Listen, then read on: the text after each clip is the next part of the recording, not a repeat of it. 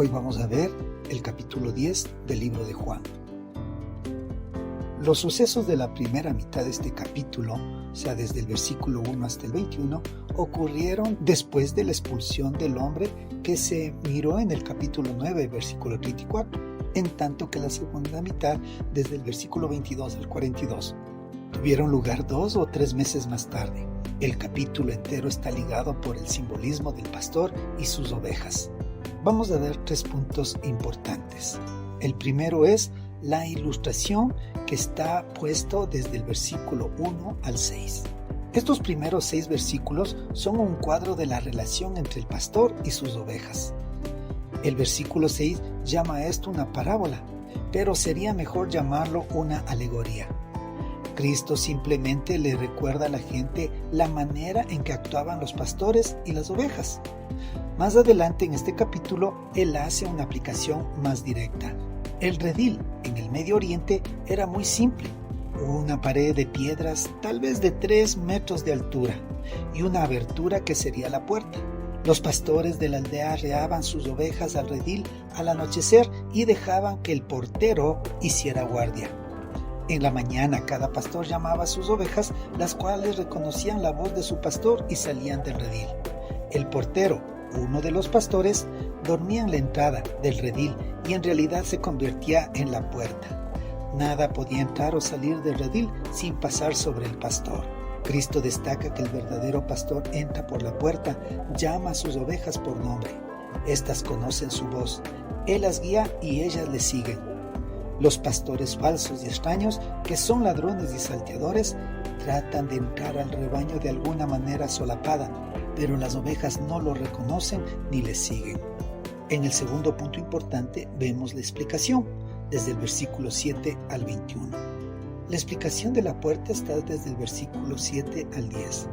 Jesucristo es la puerta y como tal guía a las ovejas a entrar y salir. El ciego del capítulo 9 fue expulsado por los falsos pastores debido a que confió en Jesús, pero fue recibido por Cristo en el nuevo rebaño. La segunda explicación habla sobre el pastor desde el versículo 11 al 15. Hay un contraste aquí entre los fariseos asalariados, a quienes no le importaban las ovejas, y Jesucristo el buen pastor. Los asalariados huyen y se autoprotegen cuando el enemigo viene, pero Cristo voluntariamente da su vida por las ovejas. Cristo, como el buen pastor, da su vida en la cruz. Como el gran pastor, cuida de las ovejas. Y como el pastor principal, vendrá otra vez en gloria por sus ovejas. En el versículo 18 habla tanto de su muerte como de su resurrección. La explicación del rebaño lo vemos desde el versículo 16 hasta el 21. Las otras ovejas son los gentiles que no se hallaban dentro del redil judío. Jesús debe traerlas y lo hará mediante su voz, su palabra. Esto vemos que ocurre en Hechos 10, cuando Pedro fue a los gentiles y les predicó la palabra. Creyeron y se salvaron. El versículo 16 dice, y habrá un rebaño, que es la iglesia, y un pastor, que es Cristo. La iglesia está compuesta de judíos y gentiles que han confiado en Cristo y hay un cuerpo, un rebaño, una vida espiritual en común.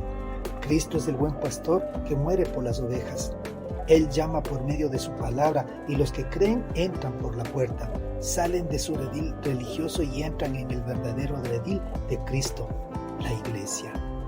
En el tercer punto, que es la aplicación, lo vemos desde el versículo 22 hasta el 42. 2 o 3 meses más tarde, los judíos todavía discutían con Jesús respecto a lo que él había dicho. Cristo les recalcó que ellos no eran de sus ovejas y por consiguiente no podían creer. Él da aquí una hermosa descripción de los verdaderos cristianos, sus ovejas. Primero, los verdaderos cristianos oyen su voz, lo que quiere decir que oyen su palabra y responden a ella. Los inconversos tienen muy poco o ningún interés en la Biblia. Las verdaderas ovejas viven en la palabra. Los verdaderos cristianos conocen a Cristo y son conocidos, de modo que no seguirán un falso pastor. Los miembros de las iglesias que corren de un sistema religioso a otro o de una secta a otra demuestran que con eso no son verdaderas ovejas. Los verdaderos cristianos siguen a Cristo, lo cual habla de obediencia. Nadie tiene el derecho a reclamar ser una de las ovejas de Cristo si vive en voluntaria, persistente y abierta desobediencia y rehúsa hacer algo al respecto. Así como hay falsos pastores, también hay cabritos que tratan de pasar por ovejas. Un día Cristo les dirá: nunca los conocí. Los verdaderos cristianos tienen vida eterna y están seguros. Los versículos 28 y 29 declaran la maravillosa seguridad que los verdaderos creyentes tienen un Cristo. Tenemos vida eterna, no solo vida, en tanto y en cuanto no pequemos. Estamos al cuidado de Cristo y en las manos del Padre. Una seguridad doble de preservación eterna para sus ovejas. Somos el regalo del Padre al Hijo y el Padre no le quitará otra vez lo que ha regalado. Las ovejas son una ilustración hermosa de los cristianos. Las ovejas se juntan en rebaños y también los verdaderos cristianos. Las ovejas son inofensivas y los cristianos deben ser inofensivos y sin culpa. Las ovejas tienden a descarriarse y también nosotros. Las ovejas necesitan un pastor para protección, guía y alimento. Y nosotros necesitamos a Cristo para protección espiritual, dirección diaria y alimento espiritual. Las ovejas son útiles y productivas, asimismo los verdaderos cristianos. Las ovejas se usaban en los sacrificios y los cristianos están dispuestos a entregarse a sí mismos a Cristo como sacrificio vivo. Para terminar, recordemos que los judíos demostraron su incredulidad al tratar de matar a Jesús. Él refutó su opinión citando el Salmo 82:6. Si Dios llamó dioses con D minúscula a jueces terrenos, con seguridad Él podía llamarse a sí mismo Hijo de Dios. Cuidadoso al no ponerse en peligro innecesario, Cristo dejó la escena y muchos vinieron a Él y depositaron su fe en Él. Por fe salieron por la puerta abandonando el redil de la religión judía y entraron en libertad y vida eterna que solo Cristo puede dar. Amén.